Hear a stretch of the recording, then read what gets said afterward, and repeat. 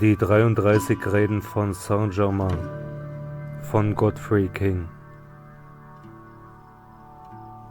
Anrufung. Wir lobpreisen und danken, dass nur eine Intelligenz alles leitet und dass es Pflicht des Schülers ist, immer da diese Tatsache anzuerkennen, wie auch der Schein sein mag. So wird der Schüler zum strahlenden Kanal, durch den diese Wahrheit fließt, wie ein mächtiger Strom, der sich in das große Meer des Lebens ergießt. Lob und Dank, dass aus der Stille eine andere Gegenwart gekommen ist, die die Menschen segnen, erheben und erleuchten wird. Durch die Kraft, die ich bin, und die aufgespeicherte Weisheit und Energie der Jahrhunderte werfe ich heute in die Gemüter der Menschen jene intelligente Tätigkeit, die sie richtig leiten und ihre zugehörigen Taten überwachen wird. Durch das Ich Bin, das universale Ich Bin, das große Eine, gebiete ich diese Kraft, in allen tätig zu sein.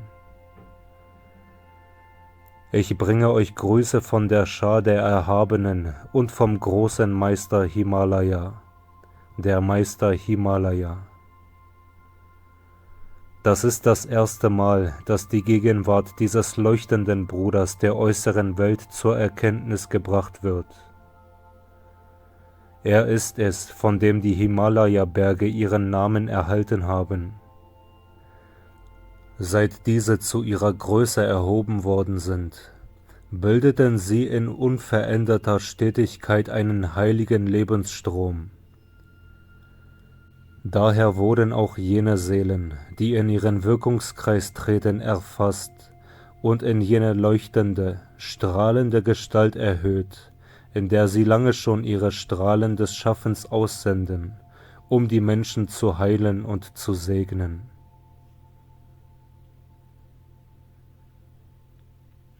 Die 11. Rede.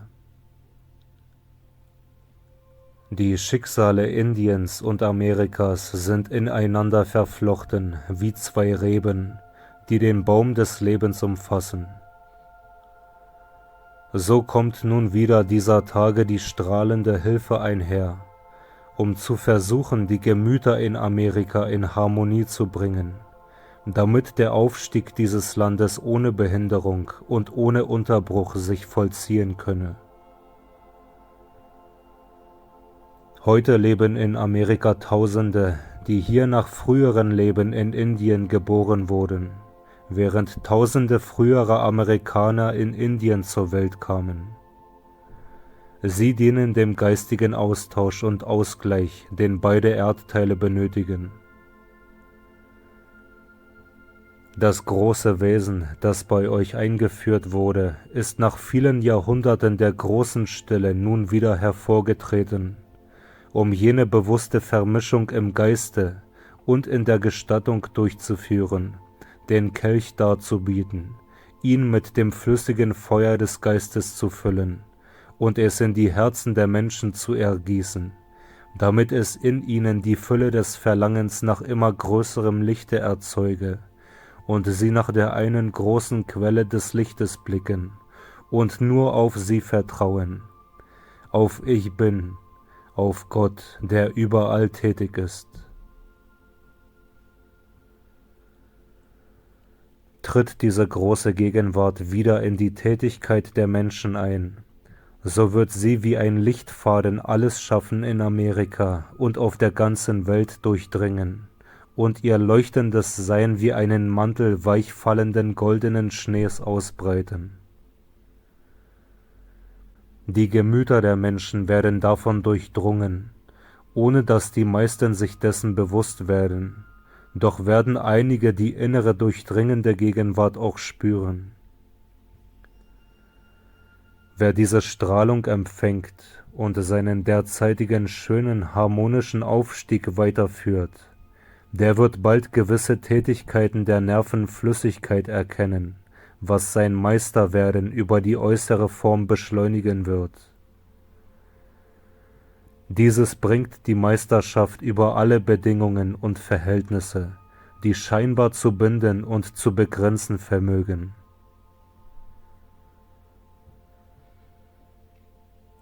Es wäre erstaunlich, wenn eure Schüler die Kraft, die Gegenwart dieses großen Wesens nicht fühlen würden. Während ich jetzt spreche, gehen seine Strahlen hin zu ihnen und berühren ihr Herz. Ich fühle diesen Freudenschauer, dessen Ursache sie allerdings nicht kennen. Seid wachsam, ihr alle und auch eure Schüler, und wandelt alles, was eure Sinne als hinderlich empfinden, um. Das lässt sich an alltäglichen Aufgaben üben. Melden euch die Sinne, es sei kalt, so stellt euer Bewusstsein um und behauptet, es sei warm. Berichten die Sinne zu große Hitze, so ändert diesen Zustand durch ein Empfinden vollkommen wohliger Kühle. Erfüllt eure Sinne überschwängliche Freude über gewisse Erleuchtungen, so sagt, sei ruhig im Frieden, und stellt die kühle und sichere Gelassenheit wieder her. Bei allen Empfindungen der Sinne ist das Ideal, sich in der mittleren Linie zu bewegen, das Gleichgewicht zu halten, ständig die ruhige Oberhand des Ich Bin auszuüben. Gelingt dieses, so wird sich ein stetiger Strom schöpferischer Ideen und Kraft aus dem Herzen der großen Zentralsonne, der Heimat dieses großen Wesens, des Meisters Himalaya ergießen. Das wird euch befähigen, unermesslich mehr von jener strahlenden Energie, die er ausschickt, zu empfangen und zu benutzen. Es geschieht aus gewissen Gründen bestimmter Art, dass nun eure Aufmerksamkeit auf ihn gelenkt wird. Versteht ihr dieses Geschehen, so kommt euch über eure eigene bewusste Anstrengung hinaus jene Energie in unbegrenzter Fülle zu. Die Schüler müssen zu allen Zeiten wissen, dass die Meister nicht zu ihnen kommen, weil die Schüler es so möchten, sondern dass sie ausgewählt wurden, um die Strahlung zu empfangen. Das ist eine Bevorzugung, deren wahre Bedeutung sich nicht in Worte fassen lässt, die in Wirklichkeit nur innerhalb empfunden oder geschaut werden kann. Auch sollte es klar sein, dass es nicht zum Aufgabenkreis der Meister gehört, die Probleme der Schüler für diese zu lösen und sich anzumaßen, diese Verantwortung tragen zu können. Sie haben vielmehr bloß die vernünftige Einsicht zu vermitteln, deren praktische Anwendung in ihrem eigenen Leben dem Schüler ermöglicht, ihre Fragen und Aufgaben selber zu lösen. Dadurch erlangen sie die nötige Kraft und den Mut und das Vertrauen, Schritt für Schritt vorwärts zu schreiten und ihre eigene, bewusste Meisterschaft über das äußere Ich selbst und die äußere Welt zu gewinnen. Erreicht das Wachstum, diese Ausweitung gewisse Stufen, so kann man immer wieder hören, wie die Schüler in großer Aufrichtigkeit ausrufen: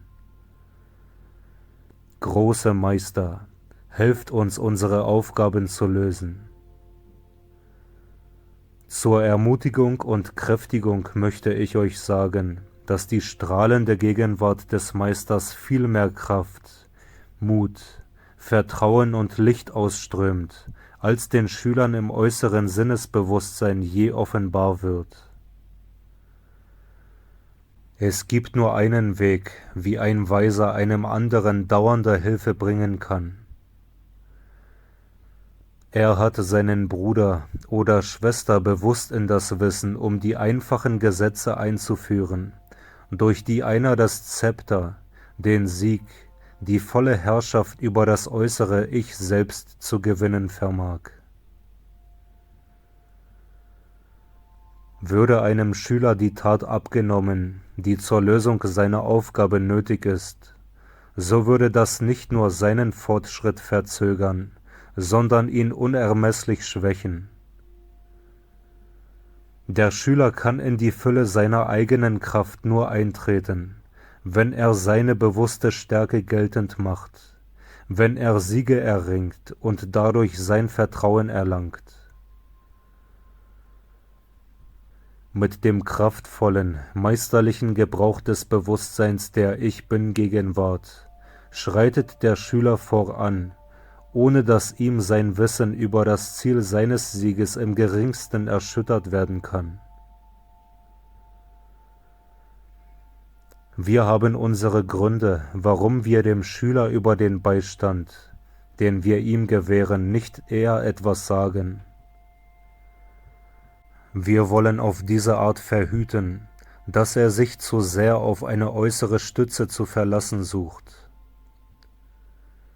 Sagten oder täten wir etwas, das den Schüler bestimmte, sich auf uns stützen zu wollen, da er von unserer Gegenwart erfahren hat, so wäre das der größte Missgriff, den wir begehen könnten.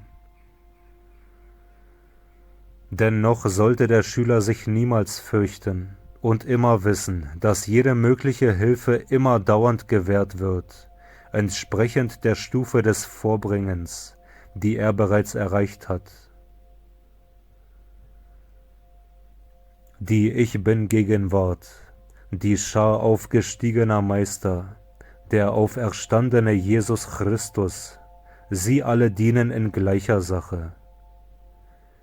Durch Anerkennung und Benutzung der Ich-Bin-Gegenwart könnt ihr sicherlich jeden Wert erzeugen, den ihr zur äußeren bewussten Gestaltung bringen möchtet. Ihr habt es bloß zu tun. Für jeden ist es nötig, das äußere Bewusstsein stets an folgende Tatsache zu erinnern.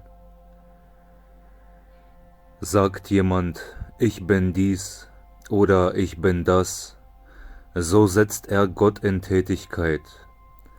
Das heißt, sein individualisiertes Leben, das Leben des Weltalls, das alles regiert. Es ist notwendig, es ist lebenswichtig, dieses niemals zu vergessen. In diesem Bewusstsein wird die freudige Schwingung des Schülers stetig weiter wachsen. Das ist der sichere Pfad zur vollen Meisterschaft. Daher sollte die Freude, ihn zu beschreiten, niemals eine Unterbrechung erfahren. Schüler und Schülerinnen müssen sich erkennen, dass sie die bewusste, lenkende Kraft in ihrem Leben, in ihrer Welt ist und dass sie diese mit Werten, die sie brauchen oder wünschen, zu erfüllen vermögen. Schüler, deren Körper bisweilen gesundheitlich Störungen aufweisen, sollten sich oft bewusst machen: Ich bin der vollkommene beherrschte Atem meines Körpers. Zugleich sollten sie so oft wie möglich spüren, wie sie selber in diesem rhythmischen Atem atmen. Das wird ihren Atem in ein gewisses Gleichgewicht bringen, was die Beherrschung der Gedanken unermesslich erleichtert. Ernsthafte Schüler sollten möglichst vermeiden, auf beunruhigende Dinge zu hören, weil sie dadurch öfter unerwünschten Elementen Einlass gewähren.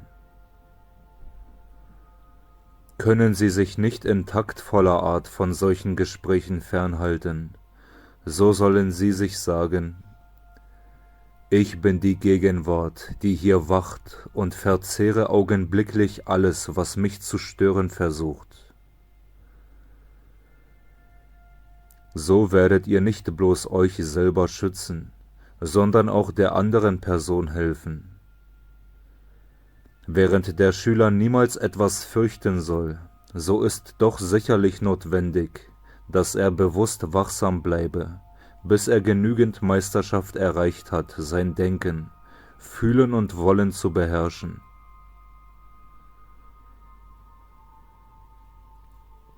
Aus der goldenen Stadt kommt dieser unbegrenzte Kraftstrom zum Segen der Schüler, die unter dieser Strahlung stehen, doch ebenso auch alle Menschen, die nach dem Lichte Ausschau halten. Versucht so oft wie möglich in der freudigen Schwingung der Ich-Bin-Gegenwart zu verweilen. Wendet ihr alle Kraft zu und duldet keinerlei Zweifel in eurem Verstande. Werft all das Verneinende in die Winde, schenkt alles jener herrlichen Ich-Bin-Gegenwart und empfangt ihre magische Offenbarung. Das ist die mächtige, wunderwirkende Gegenwart, die alle Dinge löst, nicht nur Probleme, sondern Fragen, deren Beantwortung notwendig ist. Eine wichtige Feststellung könnte dem Schüler sehr viel helfen. Ich bin die wunderwirkende Gegenwart in allem, was ich verwirklicht haben möchte. Die Betrachtung und das Nachsinnen über die Bedeutung von Ich oder Ich Bin bringt den Schülern Erlebnisse, Offenbarungen und Segnungen von unschätzbarem Wert. Ich bin sicher, dass eure Schüler bald diese erstaunliche Wirksamkeit solcher Anwendung spüren und zeigen werden. Ich fühle, dass das Verständnis und der Gebrauch dieser Kräfte heute viel gegenwärtiger sind als je zuvor. In den höheren Ebenen ist ein stetes sich begegnen und ein Austausch gegenseitiger Hilfe, während die Körper im Schlafe liegen, viel mächtiger, als es das äußere Bewusstsein gewahr werden lässt. Ich bin die Eigenschaft von all dem, was ich benutzen möchte. Damit wisst ihr, dass ihr alles, was in eurem Bewusstsein ist, in sichtbarer, greifbarer Gestalt erzeugen könnt. Im gleichen Augenblick, da ihr die Fragen des äußeren Verstandes zur Ruhe bringen und beherrschen könnt, purzeln die größten Offenbarungen in Fülle einher. Der Meister Himalaya entschied sich zu neuem Wirken, weil er dessen Notwendigkeit erkannte. Er bringt im Besonderen die Verbindung zwischen Amerika und Indien in Austausch. Dieses ist seine große Aufgabe. Wird die innere Gegenwart wirksam, so fällt alle äußere Geschäftigkeit dahin. Sie muss es, weil sie der Ich-Bin-Gegenwart zu gehorchen hat. Die große Gegenwart streut den goldenen Schnee über Amerika, damit ihn die Menschen und jedes Teilchen der Atmosphäre in sich aufnehmen. Das wird besonders die Schüler befähigen, viel Hilfe und Segen zu empfangen, weil sie zum Brennpunkt dieser Ausstrahlung geworden sind. Es ist gut, wenn die Schüler verstehen lernen, dass in Völkern wie in Menschen gewisse Eigenschaften wirksam sein müssen, falls zu gewissen Zeiten bestimmte Ziele erreicht werden sollen. Das ist der Grund, warum besonders große Wesen auftreten. Diese verkörpern in hohem Maße die Eigenschaft, die ein Volk nun benötigt. Die Schüler, die diese Erkenntnis mit ganzem Herzen aufnehmen, spüren in ihrem Leben einen neuen Wesenszug treten, zu ihrem Segen. Die Tätigkeit des Erwartens ist eine Voraussetzung, die erst den Empfang der inneren Gegenwart ermöglicht. Sie ist eine Fähigkeit, die von dem Schüler, der sie pflegt, mit großem Gewinn benutzt werden kann. Planen wir zum Beispiel etwas, von dem wir große Freude erwarten, so fühlen wir uns mächtig erhoben. Wir können die gleiche Kraft der Erwartung gegenüber allen Dingen einsetzen, die wir erwerben und benutzen möchten, denn es ebnet ihnen außerordentlich den Weg zur Gestaltung. Vereinbart ein Freund durch Fernruf, dass ihr euch in der Stadt treffen wollt. so erwartet ihr ihn bald zu sehen. Wünscht ihr den Meister zu begegnen, so ist das erste Erfordernis dieses Geschehens bestimmt zu erwarten. Es wird von großer Hilfe sein. Warum erwartet ihr nicht, ihnen jetzt gleich zu begegnen? Die Menschen sind in ihren Gewohnheiten so abnormal geworden, dass sie sich störend in ihre Atmung und in viele andere Vorgänge einmischen. Benutzen Sie den Spruch: Ich bin der ausgleichende Atem, so wird Ihnen das viel mehr nützen als viele Atemübungen, ohne die Mithilfe eines aufgestiegenen Meisters. Das kommende erstaunliche Wirken wird aus der Anwendung der Ich-Bin-Gegenwart erwachsen, da mit ihrer Hilfe alles vollbracht werden kann. Macht euch oft bewusst: Ich bin der ausgleichende Atem. Das setzt die innere Tätigkeit, die alle äußere Vollkommenheit trägt, in Bewegung. Was ihr auch tun möget, hebt euch immer in das Ich-Bin-Bewusstsein, dann werdet ihr es unverzüglich zum Wirken bringen. Haltet in eurem Gemüte die ruhige Gewissheit fest und schreitet unverdrossen eures Weges.